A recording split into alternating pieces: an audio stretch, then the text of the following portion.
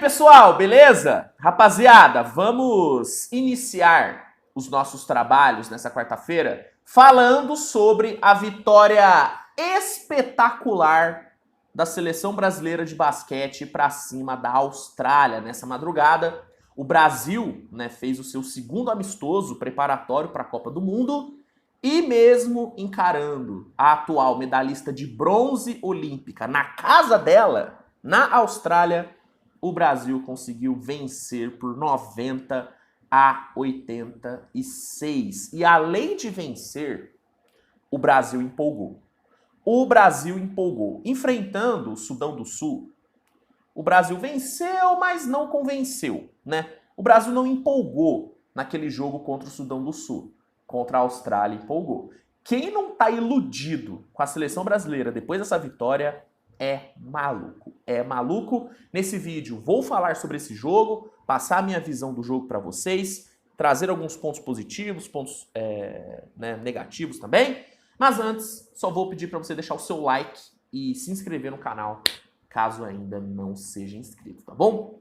Vamos lá. O Gustavo, o nosso querido Gustavinho, técnico da seleção, colocou em quadra os mesmos jogadores que usou contra o Sudão do Sul, O Brasil ainda não teve o Gui Santos, Raulzinho, o Felício e nem o Didi Lousada, Esses caras ainda estão sendo poupados, mas mesmo sem eles, o Brasil teve um primeiro quarto de almanaque. O primeiro quarto da seleção brasileira foi coisa de louco, cara. O Brasil foi quase perfeito no primeiro quarto. Tirando ali alguns errinhos na defesa de garrafão, que segue sendo um problema aí do Brasil, tirando esses errinhos, o Brasil foi, cara, impecável, principalmente no ataque. No ataque, o Brasil teve um Caboclo produzindo muito bem por dentro e teve principalmente um perímetro que foi, assim, lindo de ver. O perímetro da seleção brasileira no primeiro quarto foi fantástico, matou a seleção da Austrália. Matou. Mendel, o Tim Soares, o próprio Caboclo, Benite quando entrou, Jorginho. Esses caras mataram muita bola no primeiro quarto e fizeram com que a seleção brasileira fechasse o primeiro período, vencendo por 23-13. 23-13 na casa dos caras. O Brasil foi fenomenal no primeiro quarto. No segundo quarto, o ritmo caiu um pouco, O Brasil caiu um pouquinho de rendimento. A defesa começou a dar um pouquinho mais de problema. A seleção da Austrália começou a criar mais com o Josh Giddey, com o próprio Ingles. O Patty Mills também, encontrou ali algumas boas jogadas. E no ataque, o perímetro não foi tão monstruoso como foi no primeiro quarto. O Brasil seguiu matando bola, o próprio Benite, matou boas bolas ali no início do segundo quarto, só que o Brasil caiu de rendimento e a Austrália conseguiu ir para o intervalo com um jogo parelho, com um jogo equilibrado. A Austrália se recuperou muito bem no segundo quarto. Uma coisa que eu gostei no segundo quarto, apesar do Brasil ter sofrido bastante, foi a rotação que o Gustavinho colocou com o Marcelinho, com o Reuters e com o Iago. Essa lineup me agradou bastante, porque o Brasil conseguiu movimentar mais a bola, conseguiu botar a Austrália na roda em alguns momentos. No geral, a Austrália foi melhor no segundo quarto, mas quando o Brasil teve Marcelinho e Iago em quadra ao mesmo tempo, as coisas fluíram um pouquinho melhor. Então, esse foi um ponto positivo do segundo quarto brasileiro, que não foi tão bom assim. No terceiro quarto, aí as coisas se complicaram para o Brasil. No terceiro quarto, a Austrália foi bem superior à seleção brasileira. Não é que o Brasil jogou mal no terceiro quarto, mas é que a Austrália foi muito bem. A Austrália foi bem pra caramba, Giddey, Mills, nossa, criaram muito, mas criaram muita coisa. O Mills não pontuou tanto, mas ele criou bem para os seus companheiros, Ele criou boas jogadas. O contra-ataque australiano foi um problema para o Brasil teve muita dificuldade para segurar a transição ofensiva da Austrália. A defesa de garrafão do Brasil deixou muito a desejar no terceiro quarto.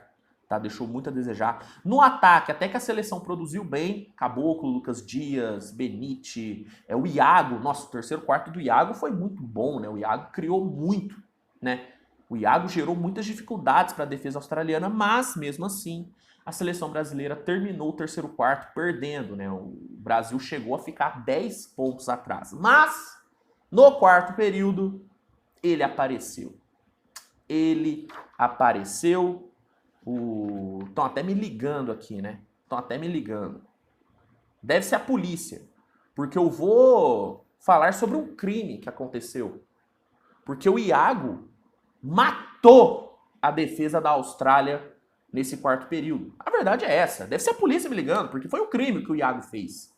O Iago acabou com o jogo no quarto período. A verdade é essa.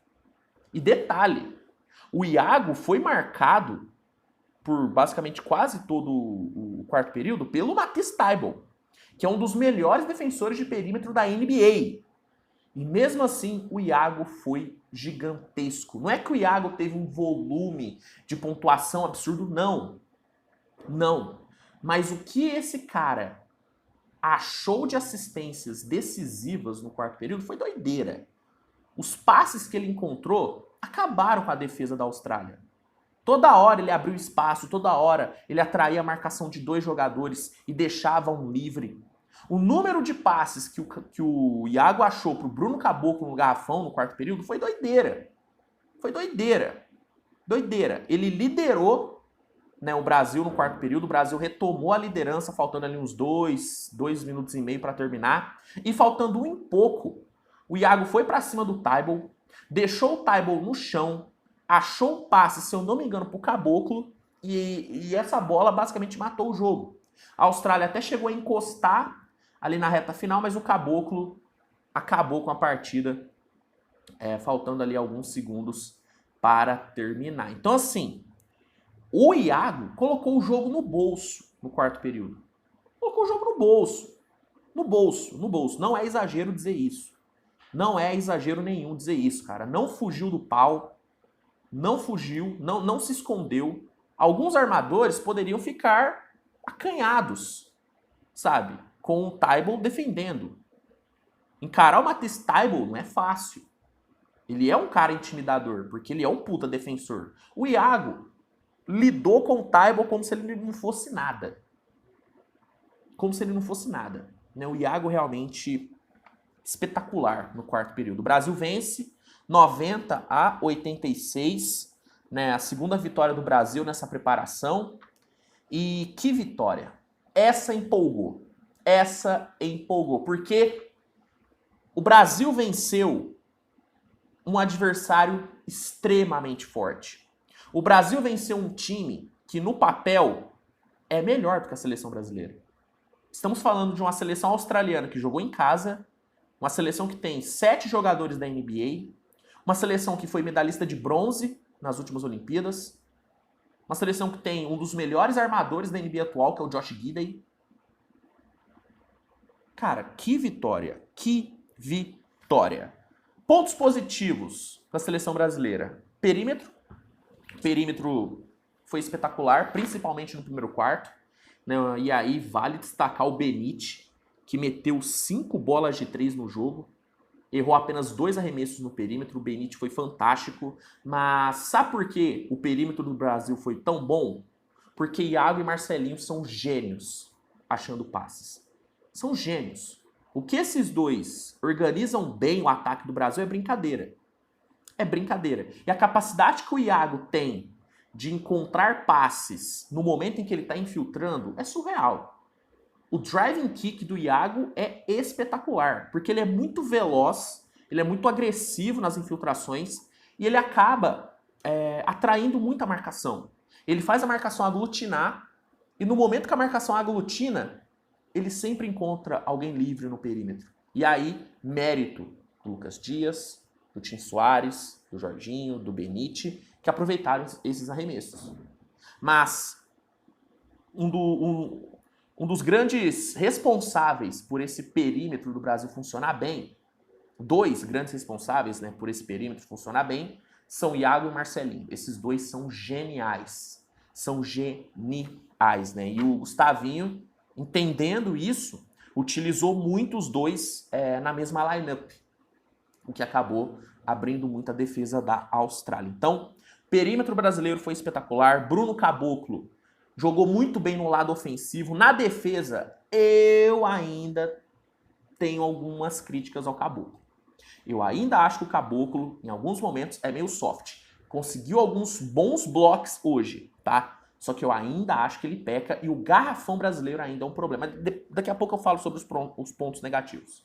Pontos positivos ainda. Caboclo produziu muito no ataque, 20 pontos, 12 rebotes, sabe? Explorando muito bem o post. Ele foi decisivo no quarto período, tá? O Iago foi o grande nome? Foi, só que o Caboclo tava lá para aproveitar os passes que o Iago achou. Caboclo jogou muito bem. Lucas Dias, como veio bem do banco, hein? Tanto na defesa como no ataque. 17 pontos, né? 14 pontos, perdão, pro Lucas Dias. Espaçou bem, atacou bem por dentro. Gostei muito. Gostei demais. O Iago, um monstro. 9 pontos e 8 assistências. O Iago, ele, na minha opinião, tá? É o grande nome da seleção brasileira atual. Tá bom? Pra mim, ele é o grande nome. Pelo momento que ele vive, ele é o grande nome. E assim, como é clutch, como não se esconde do jogo Iago. Assim, é surreal. É surreal mesmo o que o Iago faz. Pontos negativos. Essa defesa de garrafão é um problema pra mim. Tá? Eu sei que quando Felício, quando o Gui, né, estiverem disponíveis, a defesa vai melhorar. Mas me incomoda muito a facilidade com que os adversários estão infiltrando no garrafão do Brasil. A Austrália deitou no garrafão do Brasil. A verdade é essa. Sudão do Sul deitou. O Wayne Gabriel deitou o bigode no Caboclo, no garrafão. Então, assim, essa defesa de garrafão me incomoda muito. Me incomoda muito, sabe? E me incomoda também a forma com que o Brasil, às vezes, demora para encaixar a defesa em zona. No terceiro quarto, que foi onde o Brasil sofreu, né, bastante, porque a Austrália foi melhor, a defesa deu umas vaciladas. A defesa em zona ficou meio desencaixada em alguns momentos. No próprio segundo quarto, onde o Brasil deu uma desconectada, a defesa foi problemática. Então, o sistema defensivo do Gustavinho não tá me agradando muito. No ataque, eu tô gostando de quase tudo que o Gustavinho tá fazendo. Eu tô gostando muito das lineups que ele tá testando, com 2 guards, sabe? Às vezes com 3. Algumas lineups com Lucas Dias, Caboclo, Benite, eu gosto dessas lineups. Mas na defesa, eu não tô gostando muito. Acho que é um ponto que o Gustavinho tem que prestar um pouquinho mais de atenção para essa preparação. Acho que ele tem que focar um pouquinho mais na defesa agora, porque o ataque tá fluindo legal. Tá fluindo legal. Mas assim, o saldo é extremamente positivo. Mas eu vi muito mais coisa boa do que coisa ruim. Diferente do amistoso contra o Sudão, onde eu vi muita coisa ruim, contra a Austrália eu vi muita coisa boa, cara. Muita coisa boa. E essa é uma vitória que pode ser muito importante, né, principalmente pro início de Copa do Mundo do Brasil, porque o Brasil vai entrar com moral. Venceu o atual medalhista de bronze olímpica. Ah, Luiz, amistoso. É amistoso? Os caras jogaram em casa. Os caras ouviram a torcida reclamar. Então, assim, saldo positivo demais. O Brasil ainda vai realizar, se eu não me engano, mais 3 amistosos antes da Copa. O Brasil estreia dia 26 contra o Irã. E não vou mentir. Tô começando a me iludir. Porque é importante dizer o seguinte. O Brasil jogou muito bem sem alguns seus principais jogadores. Sem Felício, sem Gui, sem Raulzinho, sem Didi. Entendeu? Então, assim, a seleção tende a melhorar muito quando esses caras voltarem. Então, tô começando a me iludir. Ó, o que você achou do jogo? Comenta aqui, quero saber a sua opinião. Não se esqueça de deixar o like, se inscrever no canal, compartilhar com seus amigos. E é isso. Tamo junto, grande abraço e até o próximo vídeo. Tchau, tchau.